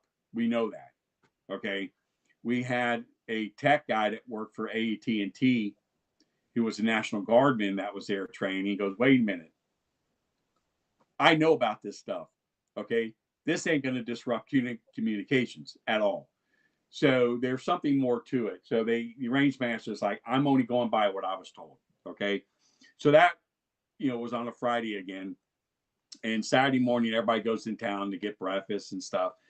And I noticed in the newspapers there, multiple UFO sightings that took place in the area. And it made the headlines. It was on the news, everything. So my thing is that there was UFOs in the area. They knew there were UFOs in the area, and they wanted to stop anything that could be considered hostile to them, even though we weren't firing in their direction. But still, if they were observing us and they see us fire our weapons, it could have been a sign of threat. So I think that's what the situation was. It had to be that. Because, excellent. Like I said, we know for a fact the shuttle was not up, and it just no way there was disrupting communications. Thank you. And fire it back to Les. Have we got a question, Les? Yeah, that's a great account there, Joedy. And let's have a look. We do have some more questions. Right, Space Cadet Lottie, thanks for coming onto the chat tonight, Space Cadet. Did Joedy ever share research or work with J.C. Johnson? Oh, J.C. Johnson? Yeah. Mm-hmm. Yeah, I worked with him a lot. He's a really good researcher. God bless his soul, he's passed now. But he was one of the very few researchers that researched LBL, that had really good information about that. Now, we know there was Bigfoot in LBL, and he did a lot of that particular research on the Bigfoot there, as well as the beasts of Land Between the Lakes. But yeah, he was a good guy. What year we're going back to then when this guy were researching it, Joedy? Oh, he was researching it all the way from the late 70s going up to when he passed away. Okay. So yeah, he's been doing it for probably 30 years, if not longer. Yeah. I don't think you'd stay so entrenched within that subject if you didn't think that there was some substance to it. There was something there. And that was the thing about LBL.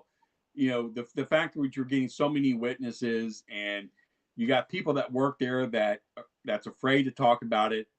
And you can see the minute you mention it in the park, they're there on you. So there's something that they're covering up. And my thing is, like I told a person at LBL that I talked with that was in a kind of a high position there, I said, look, if you guys want this stuff to stop, okay, monetize it. Okay, make t-shirts, make little stuffed animals of the beast of Land Between the Lakes. Okay, have story time about it. Okay, people are going to come down, you're going to make a little bit of money off of it, and it's going to die off because they'll figure out, well, you know what, they're making money off of it, it must not be real. Okay, and I said, that's how you get rid of it. Salt Fork State Park in Ohio did that. They were getting so many people coming up there looking for Bigfoot with the amount of Bigfoot sightings that they're having. They decided to monetize it, have a yearly Bigfoot conference, have T-shirt, books, all kinds of little gadgets. And it got to the point where it kind of just died off. People weren't coming up there anymore. You know, that's how they got rid of that situation. Because obviously, where we're going with that is the actual genuine witness is not going to put himself in front of that, is he? You know, it suppresses them. Yeah, it's spot on. I can understand your thinking there. Right, Les, fire away. Yeah, we've got a couple more questions here. Well, a few more actually. 10 minutes, Jody. Yeah, we'll keep plodding away at this. Right, Jane Louise Bowery, welcome to the show, Jane, if you're still with us. Hey, Jody, any sightings, any report sightings of Bigfoot stroke dogmen in the UK? Now, I know Jane is from the UK, so it'll be of interest. About Bigfoot and in the UK, yeah. In UK. There's a researcher by the name of Alan Bird in the UK. I believe that's his first name. He was probably one of the first researchers onto Bigfoot in the UK. He was actually on an episode of Finding Bigfoot when Finding Bigfoot came to the UK. So there are numerous amounts of reports that we know of that's coming of Bigfoot. And what's odd about it is that they've always been there, but within probably the last 10 years here in the States is when we're seeing a lot more of this, because a lot of people figure, well, you know, I can see a werewolf in the UK because of history, but, you know, a hairy hominin and in the UK, how did it get there? Because there's not really a whole lot of history and reports going back in the UK. There is some, but not like how it is in, like, you know, Germany, you know, and some of the other Western European countries of the hairy giant. So how did it get to the UK? Well, UK's not, from my understanding, is not a big country with a lot of forest, a lot of forest and so forth. So I don't know. I believe there's something there. I take Mr. Bird's word that there's something there. The British researchers that I work with on Dogman who have been researching it, I believe that there's something there. Well, most definitely. I would believe it as well. I mean, just with witnesses that we've spoken to. So, yeah, I think you're right there, Jody. There's definitely something there. Just because history doesn't show it doesn't mean it was never there. Well, history it goes back to this. It stays within the community. And a lot of these stories don't go outside of the community, so no one else knows about it, except for the people within that community. And that's why it's not so well known here in the States that, there is a Bigfoot roaming in the UK. You're absolutely spot on. And I mean, with areas that I'm researching, I've probably highlighted certain villages and little, because I've managed to get under the skin of people within the community and find out these things that have been suppressed for I once just said decades, even longer. But we're going back to the accounts of the Flixton werewolf. They go back hundreds and hundreds of years, right. And the reports I've got go back to the 1940s, and they're all describing a similar thing. So and in the folklore of the area up and down the eastern North Yorkshire coast, and there'll be people in chat thinking, oh, he's going to go on about this again, but it's true.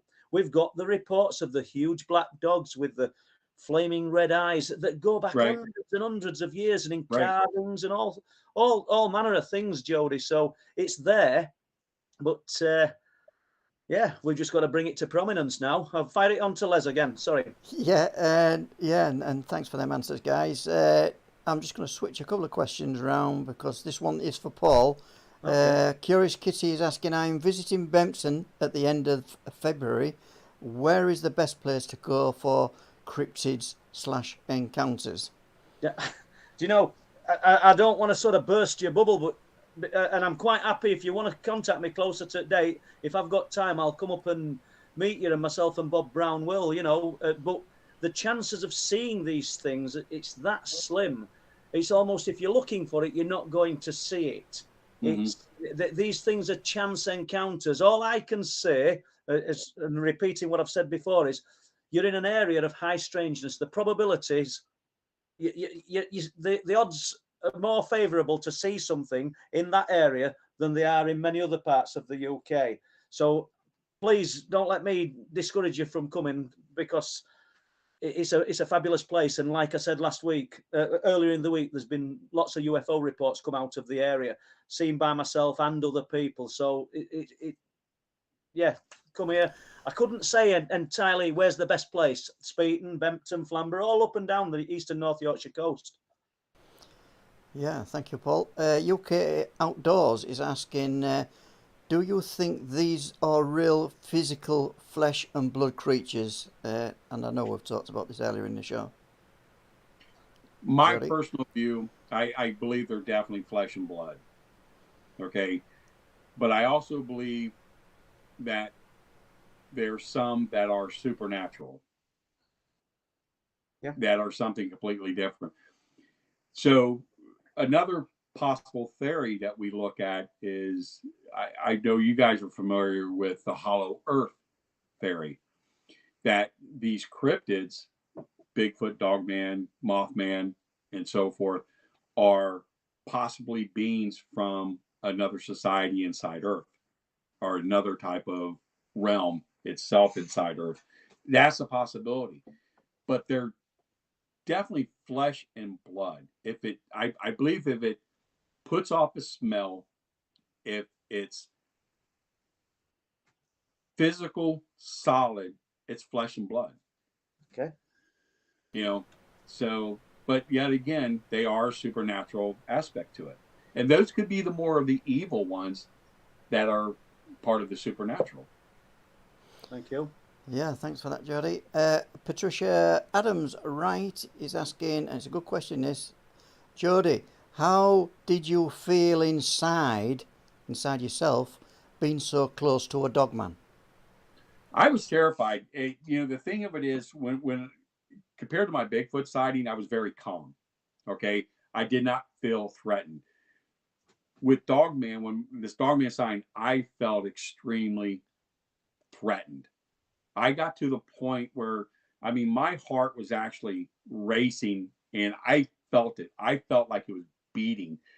And at one point, I couldn't move. I mean, I spent 20 years in the Army. I fought 2 wars for my country. I was scared, but I was terrified with this. Okay. I mean, I was really terrified. I really felt that this thing could have came out and got us easily. And you have stuff going through your head like, I'm not going to see my wife. I'm not going to see my kids anymore. I mean, it was a whole realm of different things going through your mind. And I think a lot of this, that they play on this and they prey on that. They put fear in you. Do you think they're feeling your emotion? Yes, I really do. It's the same thing like a domestic dog, for an example. A domestic dog can sense if you're scared. If he knows you're scared, he's going to play on that emotion. If you stand up to him, then he's going to back down. Yeah. Okay. Just and briefly, I think what they do. Yeah. Because I know we're just about out of time, but the paratroopers that I've spoken to, a guy who was in Iraq who saw one, and said similar to you, he's been in conflict situations against other men. Right. He said, but the fear that he felt, or they said the fear that they felt seeing these things was off the scale. And It was. Would you say the same? Yeah, definitely. It was a whole different type of level of emotion that I've never felt in my life, as far as being scared in a situation. This was like, it was like, it's like death happening. I mean, that's the best way to describe it. It was just, the fear, was enough to cause yourself to have a heart attack or to just die, you know, that's the fare that it put in. And it was not just with me, it was everybody else that was there. I mean, we could not move. We were just that terrified. And I remember on that note, Joedy, and I'm sorry to cut you short, but we're at the end of it. And Joedy, you've absolutely nailed it tonight. Thank you very much, guys. Yeah, I'm sorry we had to cut you off at that point, Joedy. 2 hours went by in absolutely no time, it seems. Thank you for joining us on the show, and I'll let Paul do some thank yous as well. Well, no, thank you to everyone in chat. And, you know, I wish I could name everybody, you know, Joe Weeks, Teresa, Jane, Louise, everyone who's contributed. Thank you very much. But most of all, Joedy Cook. Thank you. You've entertained us all. 2 hours. Thank you very much. And Les, Deborah, thank you. Yeah, so okay, then it just leaves me on the screen now to to reiterate what Paul and Joedy said, and thank you very much for joining us on tonight's show. You're always a great audience on the stream and in the chat. Some great questions as always.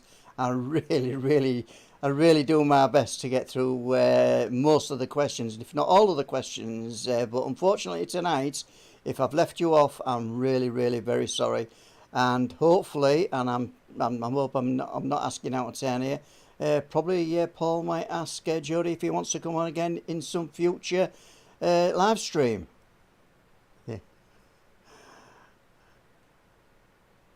Yeah. Okay. Well, I've just got the audience can't hear, but I will just repeat what they said. They said Joedy said he would definitely come back. So there we go. So that's it from me, and hope you have a good rest of the week, a good weekend and all that. And we are coming into February very shortly. The weather's picking up. I'm sure the weather will pick up in the UK. And as you know, other things have improved in the country. So on that note, I will say from the Truth Proof team, Paul and our guest, good night.